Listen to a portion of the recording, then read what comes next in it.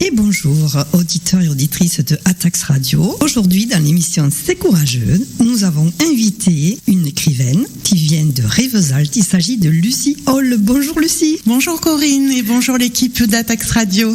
Alors Lucie, si je vous ai invitée, c'est parce qu'on s'est rencontrés justement il n'y a pas très longtemps. C'était pendant le salon du livre à Sijan. J'étais interpellée justement par votre livre qui s'appelle L'arc-en-ciel des possibles. Est-ce que vous pourriez nous en parler un petit peu de ce livre? Donc L'arc-en-ciel des possibles, c'est l'histoire d'Enora, une jeune femme qui vit un moment un petit peu compliqué dans sa vie, au niveau du travail, au niveau d'une relation dans laquelle elle ne s'épanouit pas, et elle se retrouve projetée dans son passé, dans sa vie d'avant, face à son alter ego plus jeune. Donc forcément, comme on en rêverait tous et toutes, elle voudrait essayer de se faire prendre des directions différentes à sa vie. Mais ce n'est pas toujours facile de se faire entendre raison.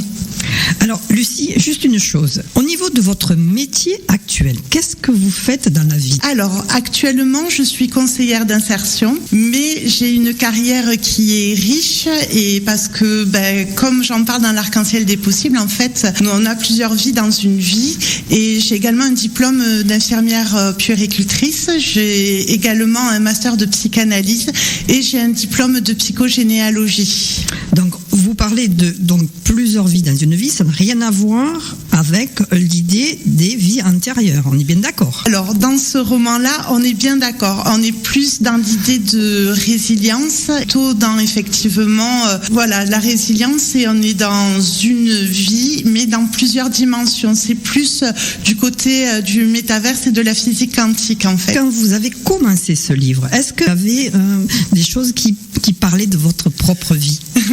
Alors, en toute confidence, l'histoire de ce roman m'est venue il y a 30 ans, quand moi-même je vivais un moment un petit peu compliqué de ma vie, donc une rupture. Et d'ailleurs, pour la petite confidence, donc je le reprends. Quand Enora retourne dans son passé, elle revit ce moment-là.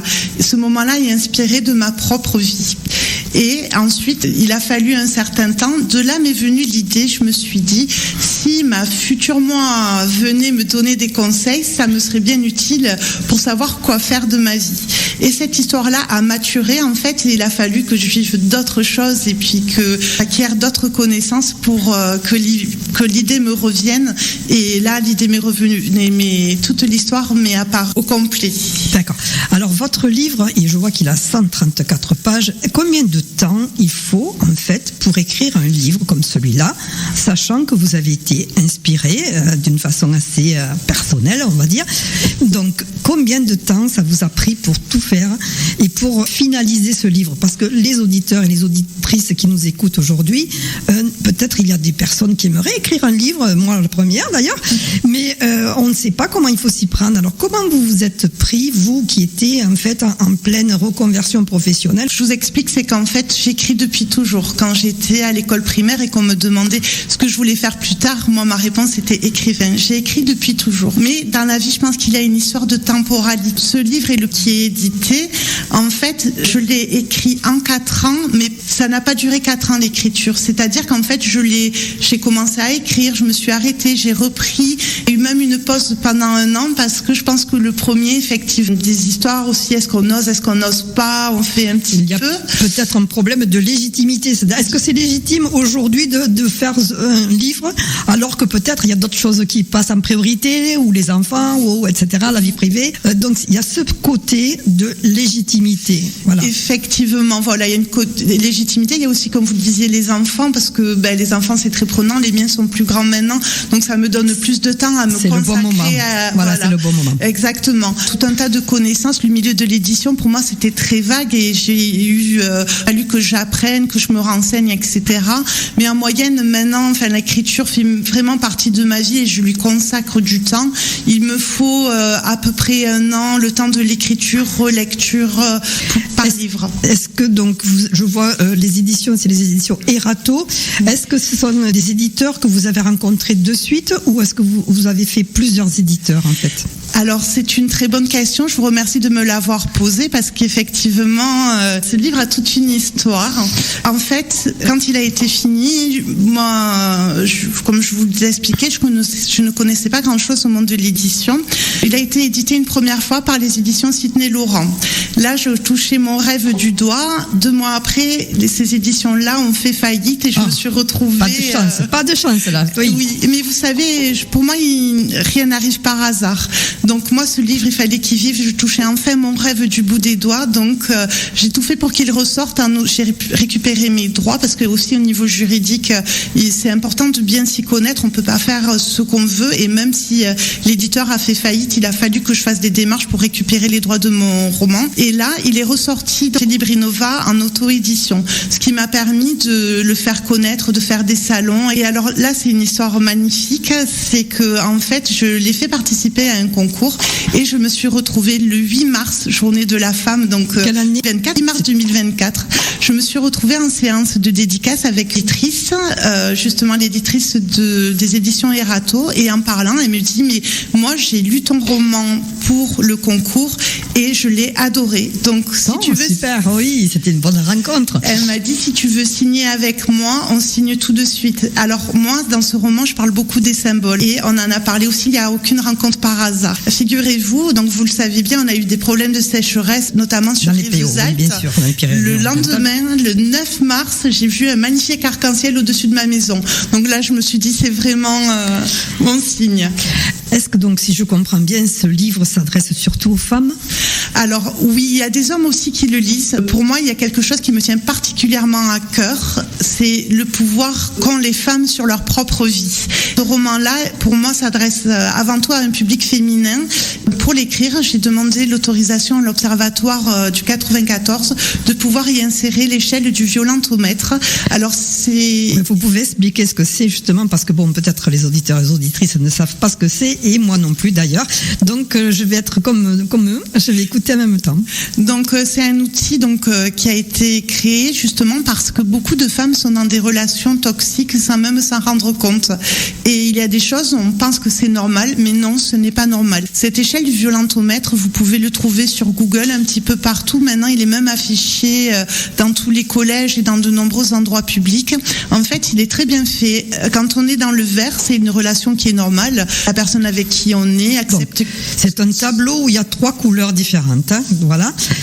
Donc, vous parlez du vert, il y a le orangé et le rouge. Donc, voilà. Tout à fait. Merci de le préciser.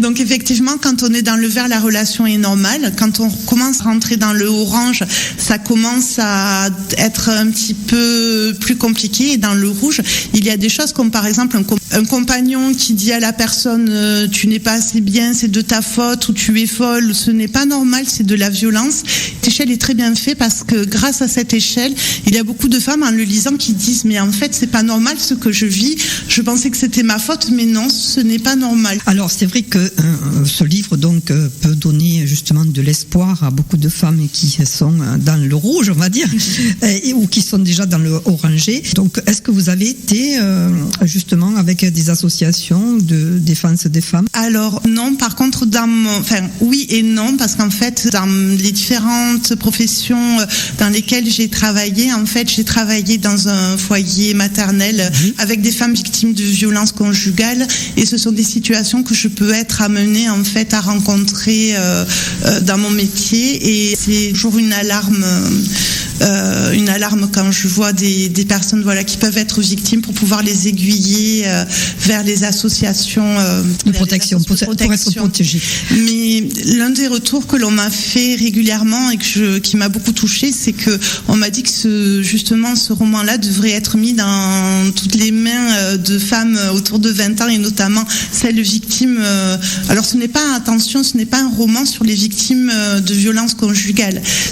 Mais par contre, c'est un roman sur le pouvoir des femmes sur leur vie, notamment que l'on n'a pas besoin d'un compagnon pour s'accomplir. D'abord, c'est l'amour de soi pour s'accomplir, et lui, c'est l'amour vient et c'est la cerise sur le gâteau. qui vient en plus. D'accord. Alors je comprends, puisque je ne l'ai pas encore lu votre livre, mais merci de me l'avoir dédicacé. En tout cas, je pense que c'est aussi l'idée d'avoir une gomme magique pour dire, tiens, si je pouvais dans ma vie, je gommerais ça, ça, ça et ça, et je recommencerais. C'est un peu ça, non, c'est l'idée? Pas tout à fait. En fait, il vient plutôt réconcilier sur les choix que l'on a fait, dans le sens, si on a fait des choix à un moment donné de notre vie, c'était parce qu'on avait des leçons à apprendre. En fait, il y a deux sujets différents, celui du livre et c'est pas, l'idée, c'est pas de gommer, c'est de dire que, en fait, c'est plutôt de comprendre la leçon. Et effectivement, mon héroïne, en retournant dans son passé, elle comprend que si elle a fait le choix ensuite de se retrouver avec des hommes violents, en fait, enfin, alors pas violents, parce que dans mon livre, il est pas violent, c'est plutôt un pervers narcissique qui fait oui, que, en fait, une sorte de violence aussi, quand même. Hein. On est bien d'accord, mais on n'est pas dans les violences physiques, là, on est dans les violences psychiques qui sont même des fois bien plus destructrices. Il n'y a pas de bleu pour en témoigner, et la personne, du coup, pense que c'est sa faute et a du mal à s'en sortir. Ce roman-là, il vient plutôt dire que à n'importe quel moment de sa vie, on peut reprendre le choix sur ses actions, et si on se retrouve dans une relation toxique, ce n'est pas normal et il faut partir. Bien sûr. Donc votre livre, Lucie Hall, on peut le trouver où exactement ? Alors, on peut le trouver sur commande partout, que ce soit à la FNAC, à Cultura ou directement chez mon éditeur. Je vais aussi me retrouver sur les salons, beaucoup dans le 66 et dans quelques salons dans l'Aude. On espère bien vous revoir dans l'Aude. En tout cas, merci Lucie Hall d'être venue de Rivesaltes, parce que quand même, il y avait un petit peu de route pour venir chez nous. Je souhaite tout le bonheur avec ce bouquin et j'espère qu'il va pouvoir aider beaucoup de femmes aussi donc, à mieux gérer leur vie, qu'on ait, quel que soit l'âge. Mais c'est vrai que c'était très courageux, Lucie, d'avoir écrit ce livre. Bravo, félicitations, Lucie. Merci beaucoup pour votre accueil. Et juste pour finaliser, c'est vrai que les retours que l'on me fait sur ce roman, c'est qu'on me dit quand on l'a fini, ça donne envie de réaliser ses vieux rêves enfouis et ça réconcilie avec soi-même et son passé. Est-ce qu'il va y avoir donc une suite ? Alors non, il y aura. Alors à ce jour, il n'y a pas de suite prévue. Par contre, il y aura peut-être d'autres histoires plus tard sur certains des personnages du roman. Donc un autre livre qui va arriver quand même, qui est en préparation, si je comprends bien. Tout à fait, qui est même finalisé et qui sortira le 16 mai 2025.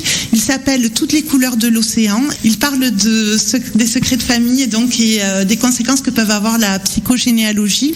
Et à cette occasion-là, je donnerai une conférence sur la psychogénéalogie à Saint-Estève.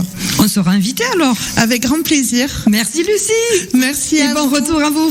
Merci beaucoup.